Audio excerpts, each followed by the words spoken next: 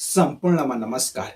यही मिति 2080 साल असार महिनाको 21 गतेदेखि 25 गतेसम्म सर्वसाधारणमा आइपिओ जारी गरी बाँडफाट समेत गरिसकेको आइएमए लाइफ इन्सुरेन्स कम्पनीको आर्थिक वर्ष 2078-79 को वित्तीय विवरण अनुसार यस कम्पनीको प्रति शेयर नेटवर्थ 176 रुपैयाँ 53 पैसा रहेको छ भने प्रति शेयर आम्दानी 23 रुपैयाँ 24 पैसा रहेको छ, जुन कुरा हामी आह्वान पत्रमा पनि देख्न सक्छौं। त्यसकारण यस कम्पनीको सेकेन्डरी मार्केटमा प्रति किता प्राइस 1000 रुपैयाँ सजिलै पुग्ने अनुमान हामी गर्न सक्छौं।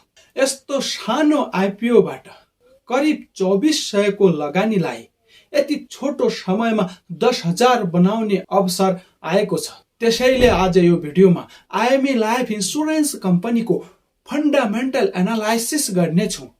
आजको यस भिडियो अन्तर्गत कम्पनीको ब्याकग्राउन्ड, कम्पनीको बिजनेस प्लान, कम्पनीले आइपिओबाट उठेको पैसा कुन सेक्टरमा लगानी गर्छ, कम्पनीको फाइनान्सियल पर्फर्मेन्स, कम्पनीको म्यानेजमेन्ट एनालाइसिस, कम्पनीको डिभिडेन्ड क्यापेसिटी र आइपिओलाई बिक्री गर्ने वा राख्ने सम्पूर्ण जानकारी यस भिडियोमा लिएर आएको छु। त्यसैले यस भिडियोलाई अन्तिमसम्म हेरिदिनु होला। अब म ढिला नगरिकन विषयवस्तुतर्फ जान चाहन्छु।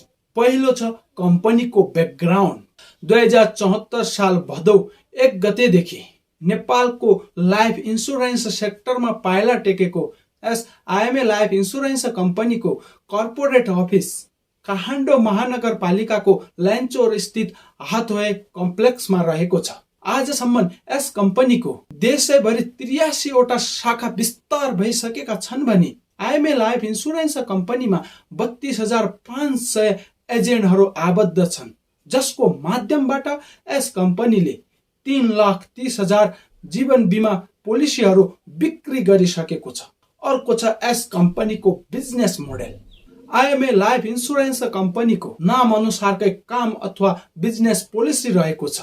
यस कम्पनीले स्थापना कालदेखि नै नेपालको लाइफ इन्सुरेन्स सेक्टरमा एकदमै ठुलो योगदान दिएको छ।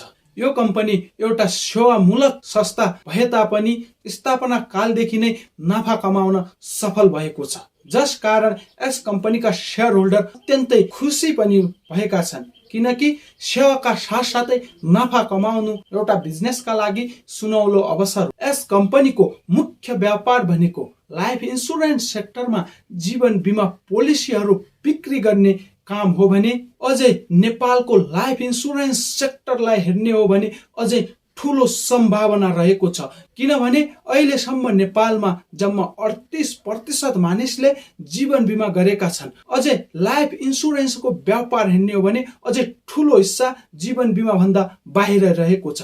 त्यसैले यस कम्पनीको व्यापारको क्षेत्र एकदमै फराकिलो बनाउन सकिने सम्भावनाहरू छन्। तर यस कम्पनीसँगै नेपालमा 14 वटा अरू लाइफ इन्सुरेन्स कम्पनीहरू पनि रहेका छन्। त्यसैले लाइफ इन्सुरेन्स सेक्टरमा टप कम्पिटिसन रहेको छ।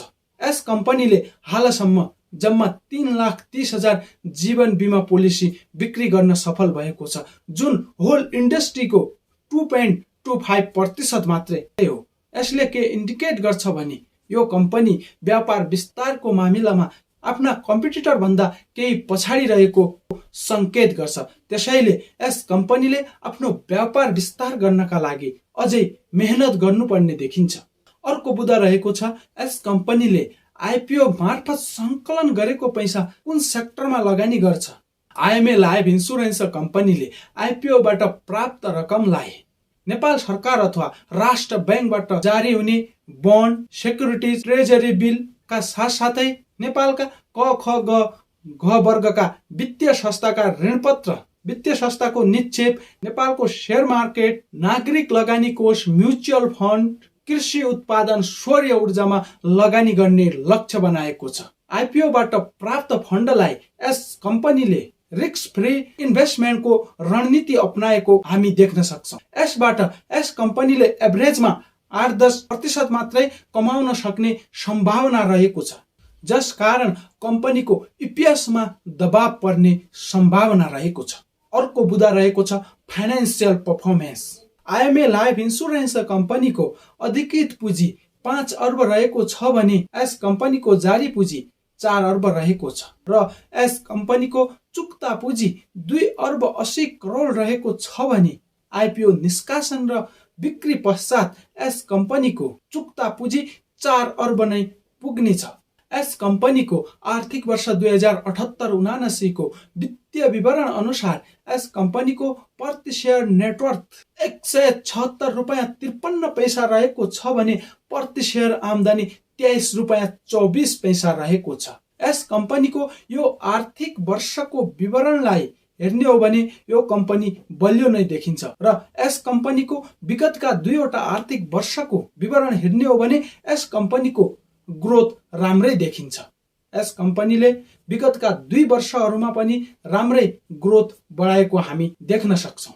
यस कम्पनीको आइपिओ निष्कासन पश्चात प्रति शेयर नेटवर्थ र प्रति शेयर आम्दानीमा केही दबाव पर्ने देखिन्छ, तर आफ्नो ग्रोथलाई भने यस कम्पनीले बढाउने लक्ष्य राखेको छ, जुन कुरा हामी स्क्रिनमा देखाएको विवरणबाट पनि थाहा पाउन सक्छौँ। यस कम्पनीको आर्थिक वर्ष 2078-79 को वित्तीय विवरण अनुसार यस कम्पनीको सञ्चित मुनाफा 1 अर्ब 7 करोड 13 लाख 79 हजार रहेको छ र सञ्चित मुनाफा पनि विगतका 2 वर्षदेखि बढ्दो क्रममा छ भने अबका 2-3 वर्षमा पनि बढाएर लैजाने यस कम्पनीको लक्ष्य रहेको छ। अर्को बुदा रहेको छ म्यानेजमेन्ट टिम। यस कम्पनीलाई सही तवरले सञ्चालन गर्नका लागि एउटा बोर्ड अफ डाइरेक्टरको टिम रहेको छ भने एउटा म्यानेजमेन्ट टिम रहेको छ।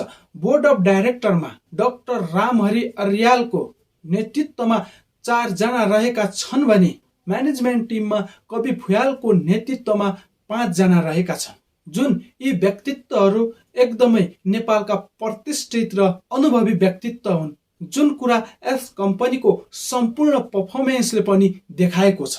अर्को बुदा छ dividend and market price.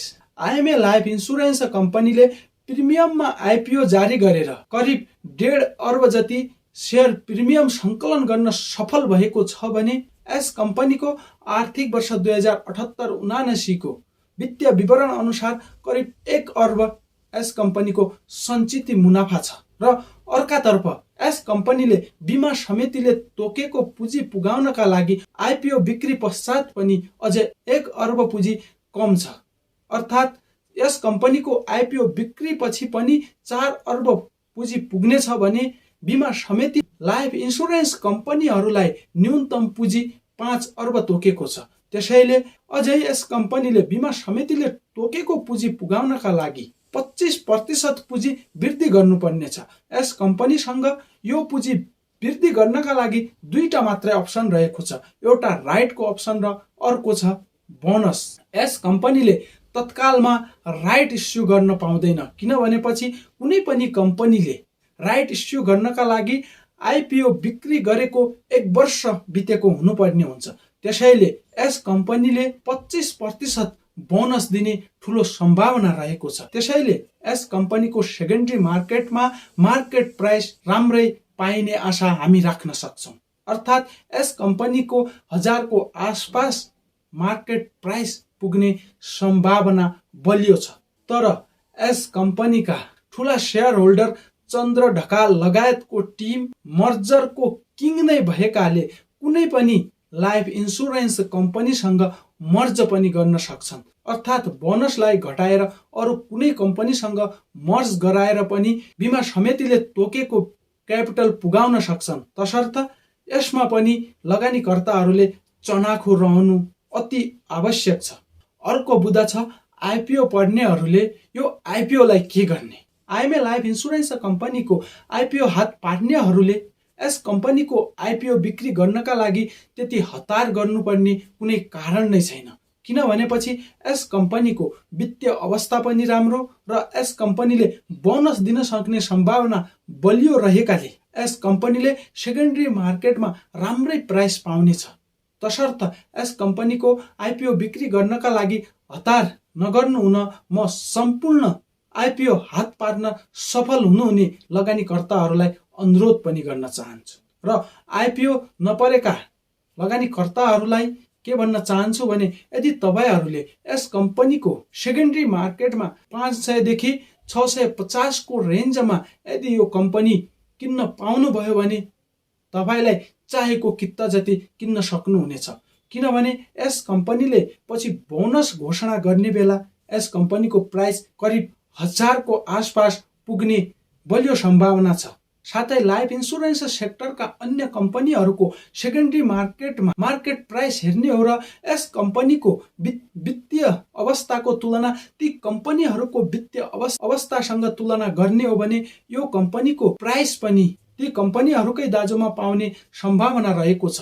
तपाईहरूलाई IMA life insurance कम्पनीको फन्डामेन्टल एनालाइसिस सम्बन्धी जानकारीमूलक भिडियो कस्तो लाग्यो? सुझाव सल्लाह भएमा कमेन्ट गर्नुहोला। यदि भिडियो मन परेमा लाइक र अमो अफिसियल युट्युब च्यानललाई सब्स्क्राइब गरी छेउमा रहेको बेल आइकन पनि दबाउनुहोला ताकि यस्तै शेयर सम्बन्धी जानकारीमूलक भिडियो पोस्ट गर्ने बित्तिकै तपाईँ समक्ष पुगुन्। भिडियो हेरी साथ दिनुभएकोमा यहाँहरूलाई धन्यवाद।